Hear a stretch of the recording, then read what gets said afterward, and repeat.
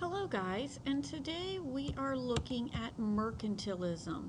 Please remember that when we talk about mercantilism, we are talking about that this is the economic policy that nations measure their success in terms of wealth. Wealth equals power. A nation's wealth is measured in gold and silver. Remember, they don't have this concept that money does things. They want to hold gold and silver because if you have gold and silver, you can build giant navies. So when we are in this period of mercantilism, the goal of the country is to keep gold and silver in their country. They don't want you buying goods and services from other countries. So there's this term called balance of trade. Please make sure you underline and note that you have to know balance of trade. Balance of trade is comparing your exports, how much you send out, so how much you sell, to your imports, how much you buy. And the goal in a mercantilist economy is always to export more than you import, because that way you always end up getting gold and silver. So the way this works is you have a colonial system, and I don't have it right now, but you have the colony, and you have the mother country, and you have the colony. The mother country sends sends manufactured goods to the colony. The colony then sends raw materials to the mother country. As we talked in class, the colony will always be on the negative side. The mother country will always be on the positive side. Please make sure you annotate that. The colony is sending raw materials to the mother country. The mother country is sending manufactured goods. Put a plus next to mother country because they will always make money, while the colony will always lose money, because the colonies exist for the benefit of the mother country.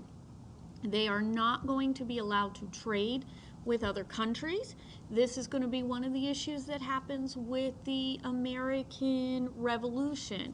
And colonies are never allowed to create or compete with goods that the mother country is producing. So if the mother country is producing textiles, cloth, while the colony can send them cotton, they cannot manufacture their own textiles. So remember, the colony will always be in the black. Now, the consequences of this mercantilist system. One of the things that it did was it increased the economic activity of the world. Remember, we saw the video. They developed this global trade, became very, very positive. However, as we saw, you have this huge supply of money. Well, silver come in. You had all this silver come in from the video. Well, we looked, the more silver you have, the less valuable it is. So as you had the influx of gold and silver from the New World, it increased the amount which we were using for money, but that ended up hurting especially the Spanish economy, because you could buy less because it had less value. And as we talked before, you're going to have a huge economic gap that develops between the colony and the mother country. So we see that today, in some of the countries in South America, that remained.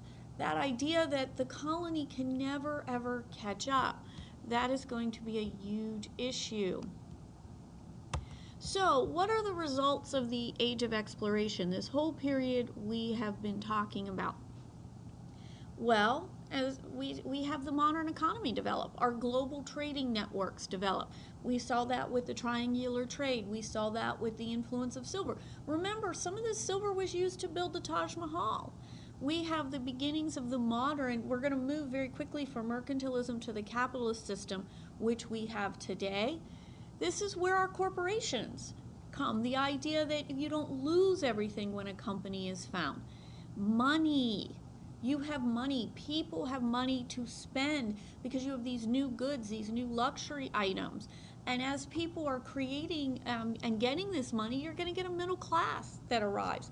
And this middle class is going to be one of the groups that it's kind of actually a dynamic that develops, because as the middle class develops, we've seen the age of absolutism. They are going to not want the old aristocracy and the kings. They're going to become educated. We're going to move into the period of the Enlightenment, and it's going to be this middle class that is going to be educated and saying, why don't I have power? I'm making this money. Let me do some good with this money.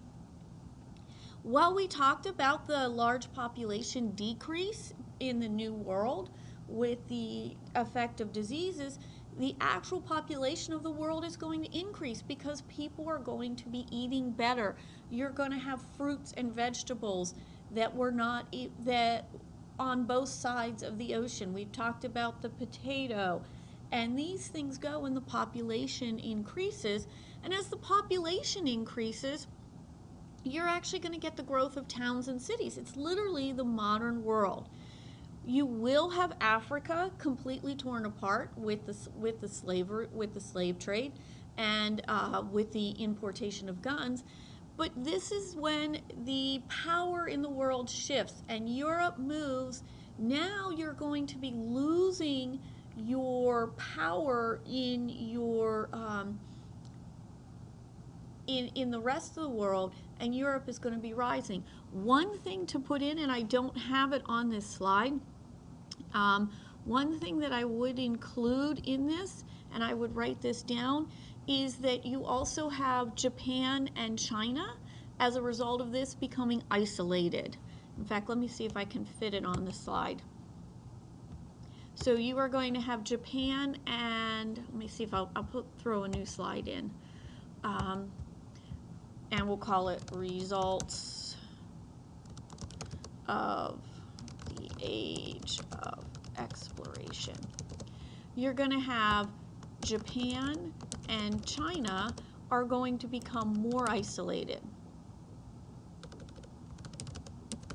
because I want to make sure you get this. These two nations will refuse to trade, will refuse to become part of the global, they refuse to become part of the global network. China is trading. Remember the foreign enclaves in China, they are going to limit, if I could spell the word foreign, they are going to limit the contact in China. And these are in China. These in China, they'll isolate themselves. They will take a little part of the trade, but they will keep themselves isolated. And what these foreign enclaves are doing is, this is where the people, the foreigners who are trading in China, that is the only place that they can be. Japan will completely isolate themselves, and as a result, China and Japan, which were once dominant countries, dominant empires, will begin, we will see in probably about 2 units, they will miss the Industrial Revolution, and they will have to play catch up. But at this point, they are strong enough, they isolate themselves, and that is another result of the age of exploration. And with that, we are done. Thank you.